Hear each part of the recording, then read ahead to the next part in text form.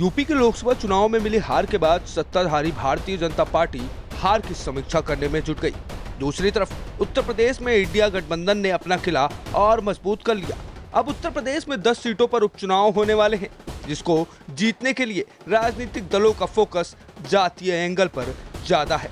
UP का उपचुनाव एक तरीके से जमीनी स्तर का चुनाव है, तो सभी सियासी दलों के लिए वोट बैंक की राजनीति भी काफी अहम हो जाती है। इन दिनों बीजेपी हो या समाजवादी पार्टी या फिर मायावती की बहुजन समाज पार्टी हो, सभी उपचुनाव को लेकर अपनी बैठकों में इसी मुद्दे पर काम कर रहे हैं कि किस जाति के वोट बैंक को वो अपने पाले में कर सकते हैं। खासकर दलित और ओबीसी मतदाताओं को वो कैसे चुनावी वादे करके लुभा सकते हैं, सबका ध्यान इसी ओर है।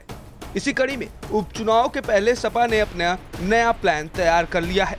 समाजवादी पार्टी ब्राह्मण कार्ड पर फोकस कर रही है।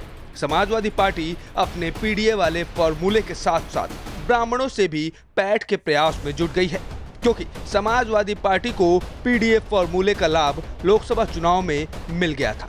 अब अगर उन्हें ब्राह्मणों का साथ भी मिल गया तो उपचुनाव में उनके लिए सोने पे सुहागा वाली बात हो जाएगी।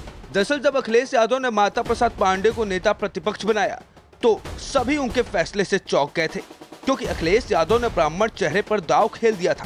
सियासी गलियारों में इसकी खूब चर्चा हुई। अब इसके बाद आज जनेश्वर मिश्र का जन्मदिन जिस तरीके से बड़े स्तर पर मनाया जा रहा है, इससे यह भी जाहिर हो रहा है कि अखिलेश यादव की कोशिश ब्राह्मण वोटरों को अपने पक्ष में साधने की है। बता दें कि जनेश्वर मिश्र के जन्मदिन के जरिए अखिलेश यादव ने साफ कर दिया है कि वह पीडीए और स्वर्ण सियासत में संतुलन बिठाने की कोशिश में जुट गए हैं। साथ ही गोरखपुर में चिल्लू पार में हरिशंकर तिवारी की प्रतिमा स्थापना कर समाजवादी पार्टी ब्राह्मण वोटरों को संदेश देने की कोशिश कर रही है।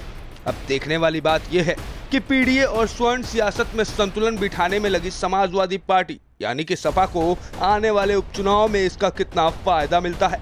क्या अखिलेश यादव की ये कोशिश वोट बैंक में तब्दील होने में कामयाब हो पाती है या नहीं? पूरे मामले पर अपनी राय प्रतिक्रिया आप कमेंट बॉक्स में जरूर रखिएगा। भारत समाचार के डिजिटल डेस्क से विश्वेश तिवारी।